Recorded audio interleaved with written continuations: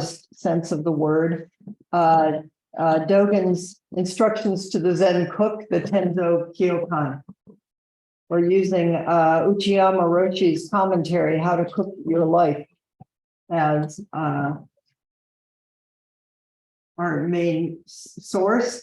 And I realized there's a translation of the Tenzo Kyokan in here, which I'm almost certain that Uchiyama did. And we're going to be using, we're going to chant each week a section, just because it's fun to chant and it's a way to get it in your body, a section of the Tenzo Kyokan that is a different translation. Sue Moon and I taught this together some years ago, and she prepared this, and I realized different translations, but that makes it more interesting and fun, I think.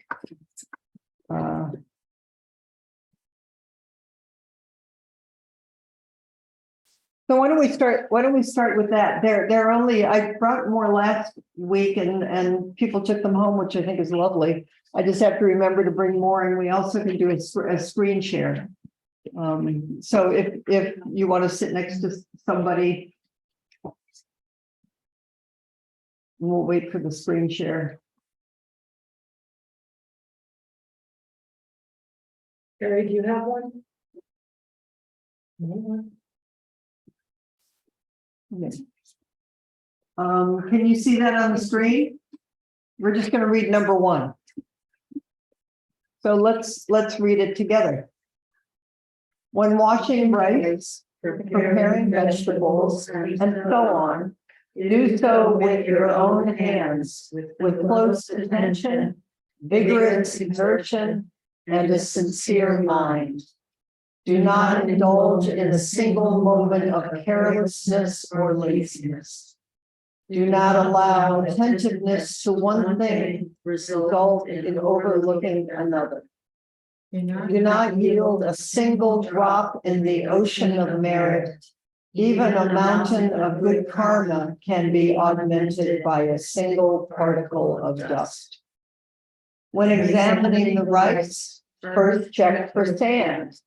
When examining the sand sifted from the rice, first check for rice. If you pay careful attention to detail, watching when coming and watching when going, then your mind cannot be scattered and the food will naturally be full of the 6 flavors and the 3 virtues. So what I want to do is I was saying to people here, when we kind of enter into these studies, I never quite know exactly what we're going to do, other than that the text is going to guide us and lead us. And I'm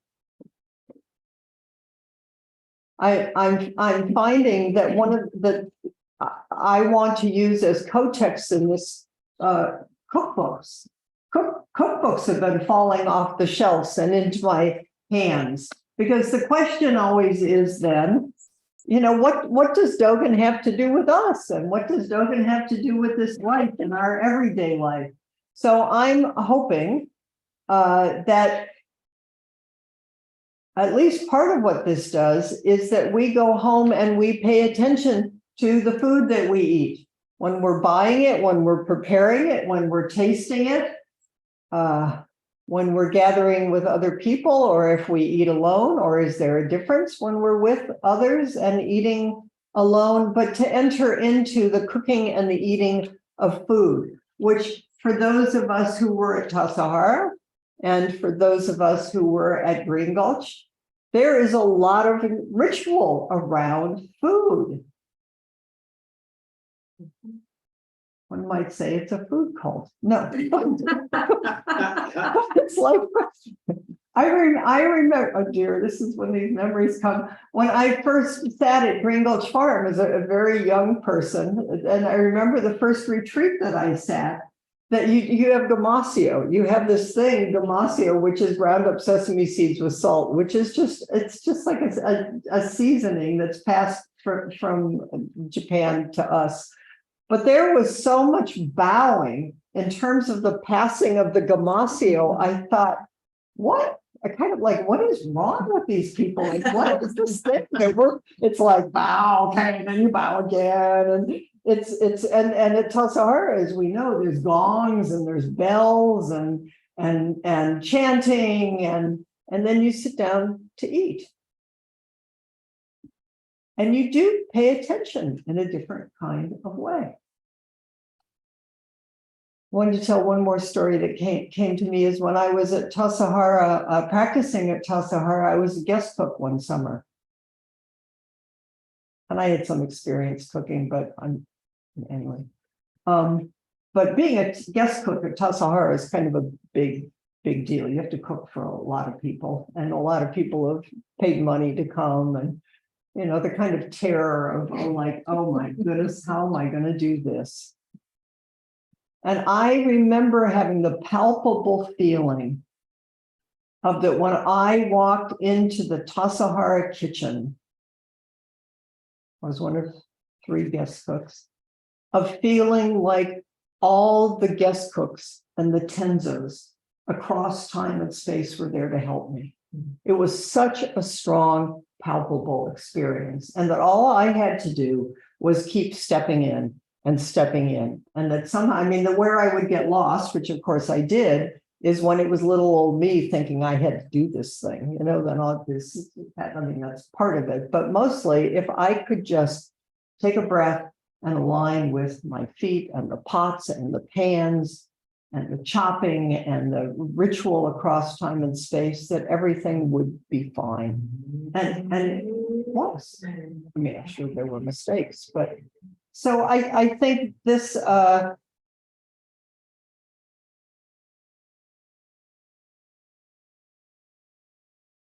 have an altar in my kitchen. You might during this time want to set up a little altar in your kitchen. Traditionally in the kitchen at Samantabhadra. Samantabhadra, which is shining practice bodhisattva. It's the bodhisattva of activity. I should bring Samantabhadra. I'll have to remember to do that. Samantabhadra is riding on an elephant. It was Blanche Hartman's favorite bodhisattva. And Steve Stuckey, who was the abbot of Zen Center, who died, it was his favorite bodhisattva. When he died, I have such a strong memory of Samantabhadra sitting next to him, right next to his, accompanying him in his death. So I want to do a little commentary from Dogen and from the translation that's in Uchiyama. And then I want to, we did last week, I brought forward some teachings from Ed Brown from the Tassajara bread book and the Tassajara cooking book. This is from the Greens cookbook. And there's commentary both by Deborah Madison, who, well, we all kind of founded Greens, meaning Zen Center did, but Deborah was the cook in the beginning. She's an amazing cook and a priest and a practitioner, and Ed Brown. So I wanted to read a little bit from her introduction to this. And I also, I have these thoughts, is it's just a suggestion, is maybe some people want to do a field trip to Green's restaurant. It would be fun because it really is, it flowed out of and continues to, in the beginning. Everybody who worked at Green's restaurant in San Francisco was a Zen student. The cooks, the waiters, the maitre d', the bus people were all Zen students. And then at a certain point, it changed to a more business model, but with the same deep intent and leadership. So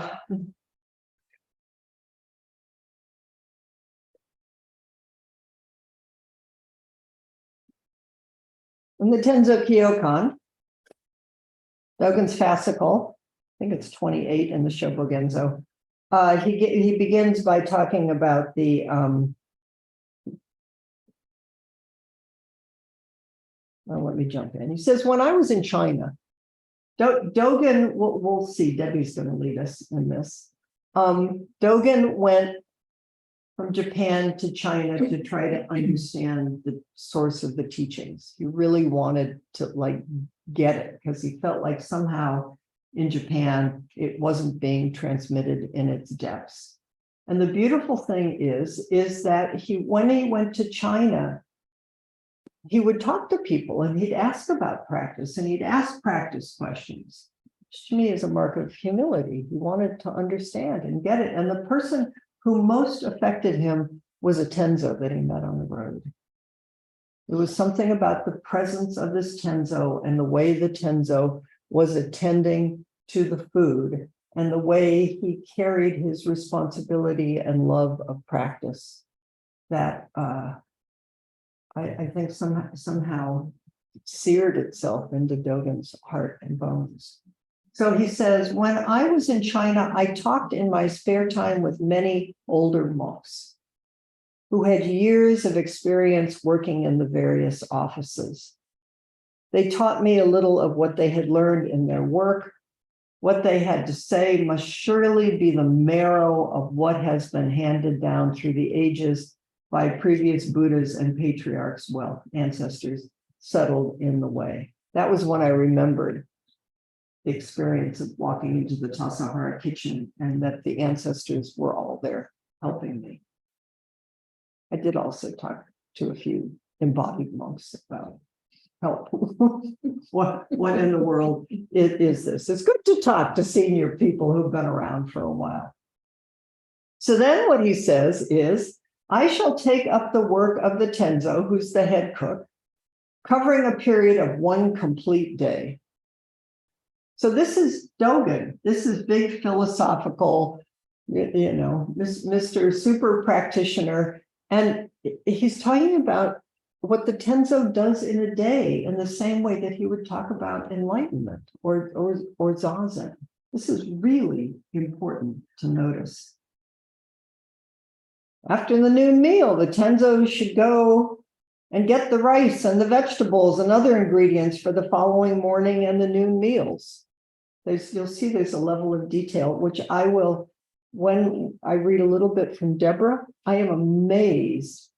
Deborah is very precise, Deborah Madison, how much to me she sounds like Dogen. I thought, oh, Deborah is really trained in this tradition. Once he has these, she must handle them as carefully as if they were her own eyes. Handle the ingredients as carefully as if they are your own eyes. What if you prepared your dinner that way? What if you went grocery shopping that way? You must not leave the washing of rice or preparation of vegetables to others, but must carry out this work with your own hands. I mean, it's fine to ask for help. I don't think we have to take this too literally, but the feeling is would you just please go do that because I'm too busy? That's not what we're talking about. It's like if Constance was to cut the carrots, is Constance and I would be working together as one body. Put your whole attention into the work, seeing just what the situation calls for. Do not be absent-minded in your activities, nor so absorbed in one aspect of a matter that you fail to see its other aspects. I remember his name was Dell, he's died since, and his practice was he was a lay person, his practice was every single summer he would come to the Tassajara kitchen and he would spend his whole time in the kitchen. That was just his practice. And there was something, and I remember exactly where he stood at the back of the kitchen, and he always did whatever was asked of him with complete uprightness and presence. And I remember because I mean, there was always this feeling of, well, you're the real deal if you're the monastic and living there, and then these lay people. And Dell set the tone for that whole kitchen year after year after year. In some ways, I suppose he was the ancestor and the elder, but he never He didn't think he was special. He was just coming to help. Duggan says, do not overlook one drop in the ocean of virtue by entrusting the work to others. Again, think by thinking you can pass this off to somebody else. Cultivate a spirit which strives to increase the source of goodness upon the mountain of goodness. Whatever you're doing, how do you do it with goodness and infuse goodness and meet the goodness? How do you chop a carrot with goodness that meets the goodness of the carrot? Don't miss the carrot or the knife or the cutting board or any of it. When washing the rice, remove any sand you find. So there was sand in the rice, and in doing so, do not lose even one grain of rice. When you look at the rice, see the sand at the same time. If you look at the sand and the rice and you think rice is good, sand is bad, you've already lost the whole world. It's like sand is sand and rice is rice, and pay attention and take care of both of them. Like when I go home and I wash my lettuce or my salad, there's probably going to be dirt, which isn't dirt, it's soil. It's like the whole world came in on that head of lettuce. So how do I take care of the whole world when I wash the lettuce and when I peel each leaf off and when I tear it? It's like, we can do this. Let's do it for the whole world, because obviously it's also taking care of the earth. And then he says, and then a meal containing the 6 flavors and the 3 qualities will come together naturally. So I looked up because I didn't know what are the 3 virtues and the 6 flavors, which then led me to the meal chant that you do at Tassajara, which is quite long and involved, and that you do before you do oryoki, which is a very ritualized way of eating, which I think Debbie and I and maybe others will enact for you just for the fun of it at some point in all of this. But the three virtues are the 3 virtues in essence is in Suzuki Roshi's language, big mind. So it's a manifestation of big mind. So it's mind that includes the whole world. It's precepts, which is ethical and moral behavior, which I suppose it matters. It's like what are the groceries that you're buying? I mean, down to the smallest things is please pay attention. So it's the precepts, it's practice paying attention, which is a manifestation of big mind. And the third is wisdom, which doesn't cut things in half or in two, just sees everything as one. So what we're always acting out of is wholeness. And then the 6 flavors are form, because oneness is always manifesting as form, and it will always have some taste or shape. But they're not separate. And when we know that, then we treat each thing as precious as the whole world. So let me just read you a couple more things, and then I want to talk about Deborah. And then Dogen says, in this translation, the way-seeking mind of a Tenzo is actualized by rolling up your sleeves. I don't think he actually probably said that exactly, but way-seeking mind is just roll up your sleeves. Take care of what's in front of you. And in order not to lose any of the rice when picking out the sand, do it carefully with your whole hands.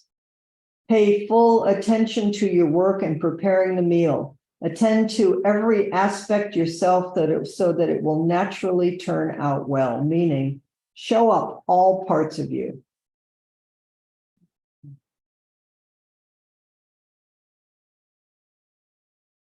Take special care lest a mouse accidentally fall into the water.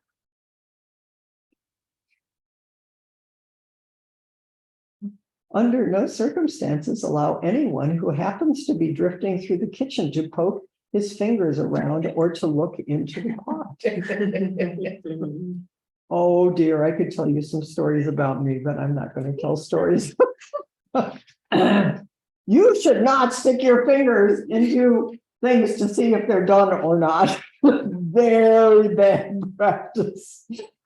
Prepare those vegetables that will be used in a side dish for the following morning's meal, and at the same time, clean up the rice and leftover soup from the noon meal. There is something so beautiful. I have to tell you, one of the main things maybe I learned in all of my good Zen training is how do you cook and clean up at the same time so that when you're done, it's like the whole kitchen sings.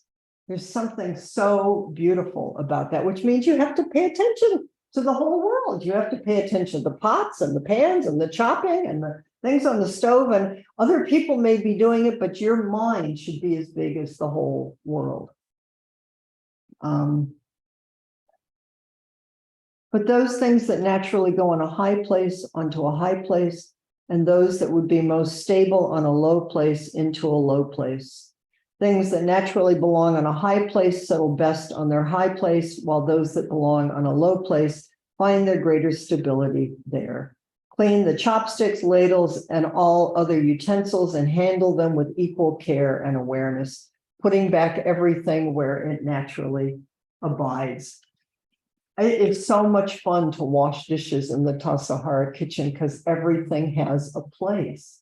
And it's like it goes back and it kind of sings when it goes back to its place. And everything, every ladle, every small little tong, and you know that people across time and space have been putting it in that same place, not because it's the right or the only place, but it's just like in this order of things, this is where it goes. Just like when we come in here. This is what goes on the altar, and you listen. Things have a place. I'll finish in a minute with this part.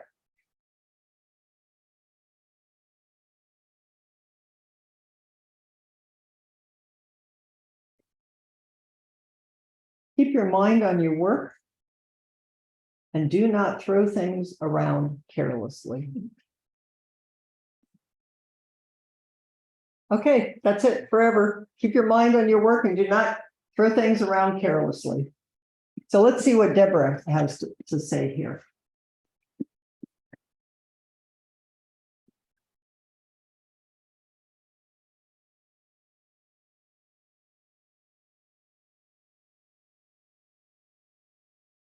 We opened Green's restaurant at Fort Mason in 1979 to offer lively and enjoyable vegetarian food to a public accustomed to eating meat. We forget that now. I mean, it would be a big deal probably in some places in the country, but even here in California, that was a big deal to offer an alternative to not eating meat, and we're still working on it. We set out, look, I'm just going to read you parts of this because it does sound like Dogen to me. We set out to create a cuisine whose complexity and interest left the diner feeling that nothing was missing. Anyone who knows the fragrance of tomatoes ripening in the sun, the sweetness of berries so ripe they practically fall into your hand, or the flavor of asparagus and corn when picked and cooked right away, knows food at its pleasurable best. This quality is what we wanted to be able to offer in our restaurant. In other words, you might say to make people fall in love and to remember the wonder of being alive and of taste and touch and smell. And we'll get to that.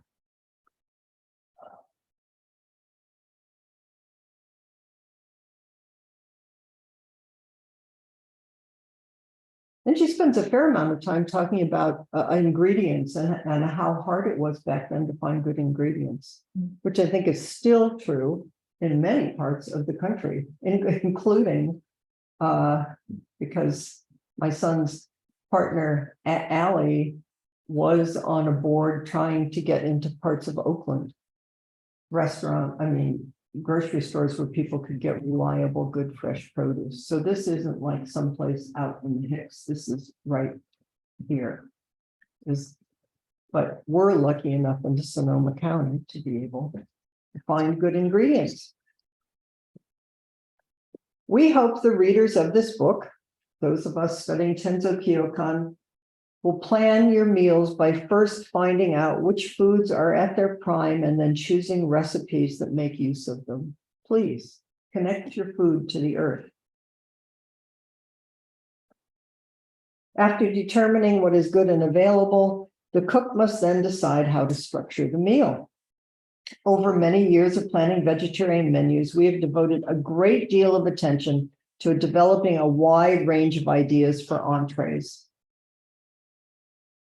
And then she says, part of what they were changing, and you might pay attention to this in your own cooking, is that we as Americans or maybe Westerners are used to meat being the focus of the meal and everything else is built around it. So it was, how do you create a meal that calls people in through each dish so that each dish has its own beautiful taste and flavor and aesthetic so that you come away feeling full and cared for.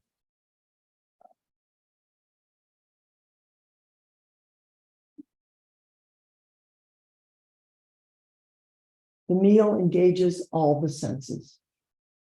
Although we tend to consider the taste of food to be primary, our enjoyment is made up of many parts. The aroma of cooking food that can fill a room. The colors of the various dishes, subtle or bright. And the different textures, soft and silky or chewy and dense. Even sounds can be enticing, such as the crackling of parchment-wrapped vegetables or the sizzling of a saute. Like poetry. The food itself, its presentation, the sequence of courses, all these elements work together to capture the attention of those eating and to involve them in the pleasures of the table. The meal should do just that and no more, so that conversation and conviviality are not overwhelmed by food that requires homage.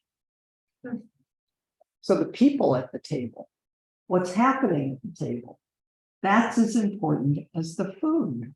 Otherwise, you're just a chef with an ego.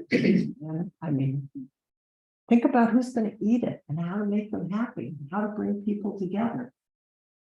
The perfect meal is one that draws people together with dishes that may be delicious, even gorgeous, but then lets them go so they can enjoy each other's company. Through these recipes, we want to pass on some of the delights and the discoveries that have come out of our work. Okay, so I thought I would bring a small delight here, hopefully. Some of you, I did a long time ago. And raisin eating practices. And we're doing it at Spirit Rock with Jack Cornfield. Although in this case, I found one from John Kabat-Zinn from his mindfulness work. So I thought if each of you on screen could bring forward your whatever you have in your hand, and can we can you, each person will pass these around, take it, but take one with a stem. I realized I was attached to the stem. Having one with the stem feels really important. You want to pass them this way too? Oh, and there's little napkins. Teeny tiny little napkins.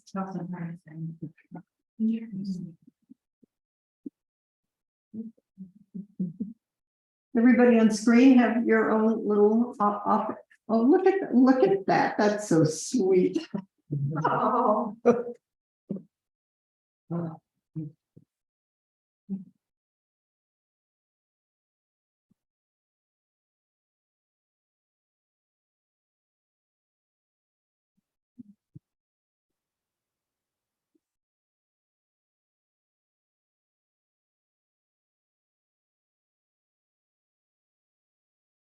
So John Kabat-Zinn, being the wise person that he says, he already calls us on ourselves and says, if when you're doing this, if thoughts arise such as, why am I doing this weird exercise?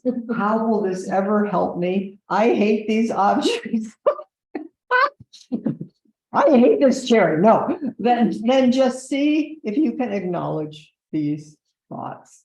Let them be, and then bring your awareness back to the object. Okay, so let's just let our object rest in our hands, feel our bodies on the earth, breathing in and out.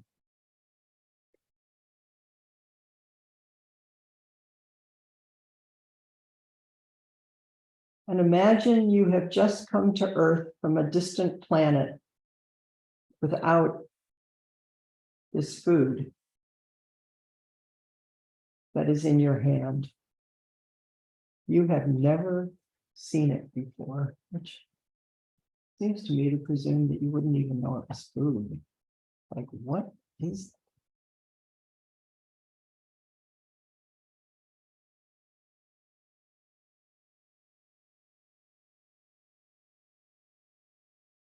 And now let's begin to explore it with all of our senses. Focus on the object as if you've never seen anything like it before. Focus on seeing this object in your hands. Scan it, exploring every part of it as if you've never seen such a thing before. Turn it around with your fingers and notice what color it is. Notice the shape and where the surface reflects light or becomes darker.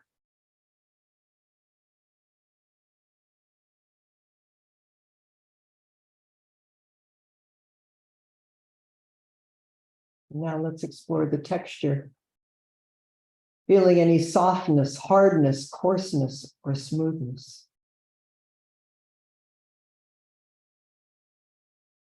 Texture.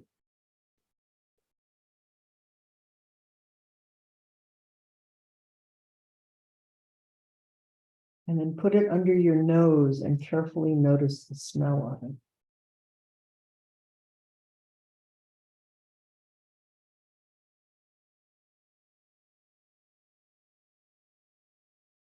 Bring the object to one ear and squeeze it, roll it around. Hear if there's any sound coming from it.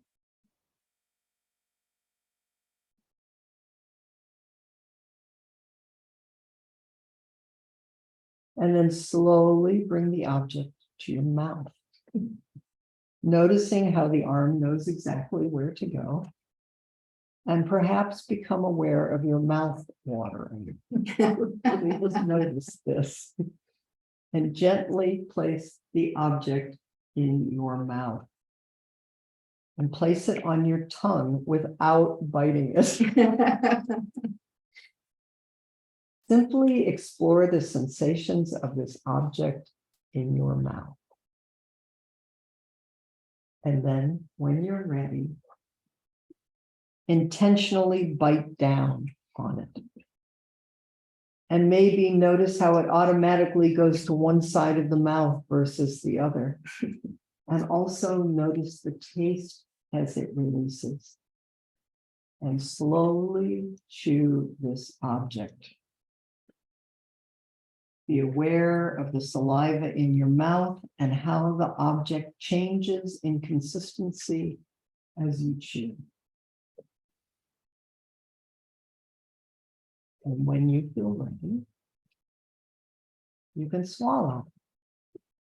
Consciously notice the intention to swallow. And then see if you can notice the sensations of swallowing, sensing it move down to your throat and into your esophagus on the way to your stomach.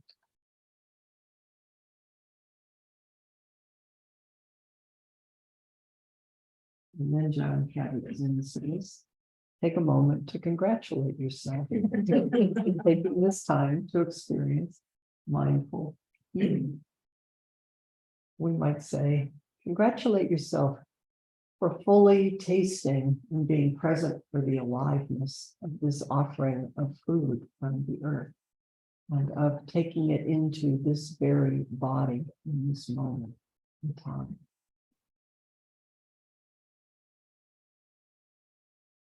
So I haven't gotten to eat my chicken.